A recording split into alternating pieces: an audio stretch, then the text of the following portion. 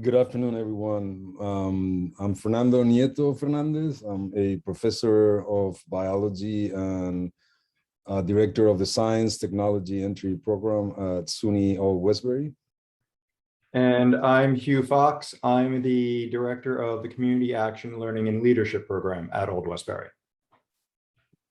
And Bettina is not joining us tonight. She wasn't able to join us today because of a death in the family. So our project is a pilot project. We identified, or for years, we've identified a challenge in the sciences, in the STEM majors. So I'm a biology professor, ecology and microbial ecology in particular, my specialization. But we identified a need for improving retention in STEM majors. In order to address that challenge, we set out to develop the core standards, core contents and competencies required to succeed in STEM majors as early as possible. And the strategy was to expose the first-year students to an applied learning research experience with the learning objectives of developing their quantitative reasoning skills, in particular, data representation, data analysis and interpretation, and oral and written communication. Next slide, please.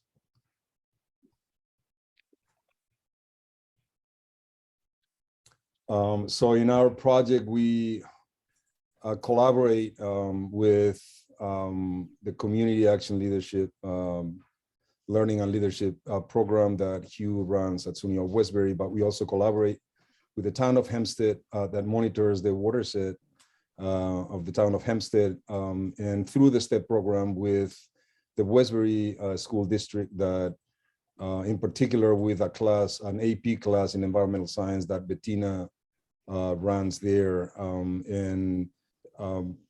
Catalyzing that collaboration is this thematic research approach that attempts to develop these core skills. We use an approach that is thematic in nature, inquiry-based, with mentorship and enhancements. That is a model that we that is pervasive to the STEP program in particular, but that we export into our undergraduate education, science education in particular.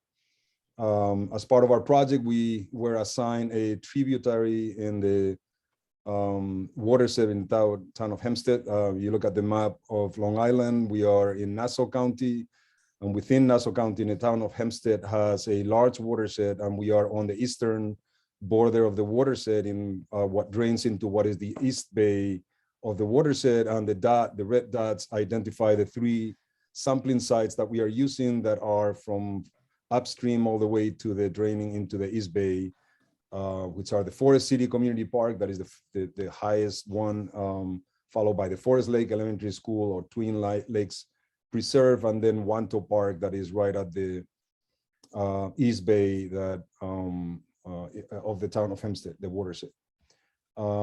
As part of the project, we sampled once a week for 4 weeks in the fall of 2021. This is a 1-year project.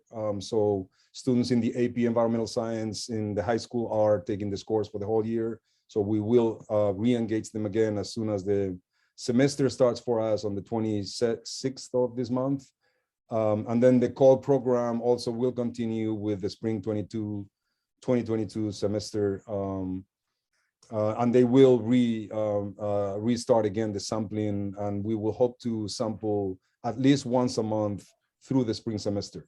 At every sampling event, we monitor dissolved oxygen, temperature, pH, nitrate, ammonia, orthophosphate, chlorine or salinity, and total and fecal coliforms, and we use this Vernier handheld lab quests with probes that are specific for each one of these measurements. So the students basically we take the equipment to the field, they sample the water, and then they actually do the measurements in situ, with the exception of the total and fecal coliforms that are processed in the lab.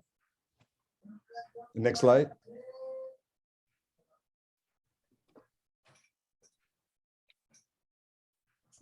So these are some of the pictures of our students at the different sampling sites. As you can see, they are in some instances sampling with a water sampler or with waders into the water body, and then on the side, on the shore of the water body, they basically do the measurements there with the handheld LabQuest and Vernier probes.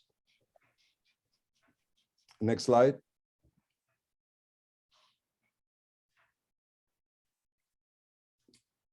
And this is just some of the data collection that we've done over the years. And again, we focused on some of these quantitative reasoning skills that are critical for being successful in science education,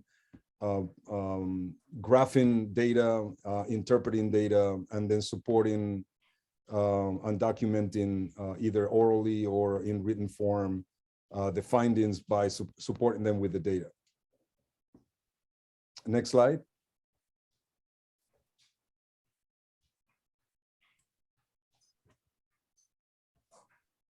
So in terms of what, or I guess to summarize what Fernando has introduced all of you to, the CALL program is a requirement for all first-year students as part of a year-long curricular and co-curricular first-year experience program.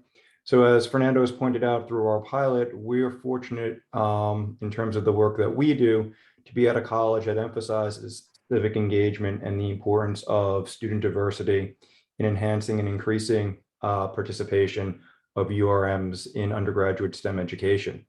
In this context, I, as the director of the CALL program, and Fernando as the director of the STEP program, in our collaboration, we were able to create this pilot program that really sought to engage students in instances that require both the use and production of scientific knowledge, as well as the examination of civic engagement in a way that aligns with our college's mission. And that is in terms of our college's mission's relationship to social and environmental justice issues, to environmental racism, and to civic engagement. So moving forward into our spring 2022 programming, we're hopeful to build upon what we have already accomplished in fall 2021 in terms of our programming. And we were actually fortunate in terms of when we launched our pilot, although we were operating under the safe guidelines that our school has set out for COVID-19, Fernando and I were able to get the students out into the field and get them to experience field work in a safe way, which was really great because we were able to introduce them in a sense to a pivot from moving from being a remote cohort, particularly our first year students that really had not met or engaged or really had their feet touch the campus during COVID, to really start engaging as a cohort in the field and working together. So with that in mind, we're hoping that we'll be able to advance in spring of 2022, our fundamental goal of providing our students with the understanding and skills necessary to engage in science-related civic issues, and that also build upon their authentic strengths. One of the things that we will be included in is the development of a new residential design college model at OW that is focusing on citizen science and STEM related education. So with that in mind, we really believe that our pilot program in terms of being a service learning model was able to foster the relationships and mentoring, not just between students at Old Westbury, but between students that were at our partner high schools, OW's first year students, as well as OW's upper division students, right? And engage them in a way in both science and civic engagement. Our hope moving forward is that's going to actually boost scientific achievement, civic engagement, and cultural understanding across our populations of students, that it will advance environmental stewardship and connect them to one another, to the college, and to the community.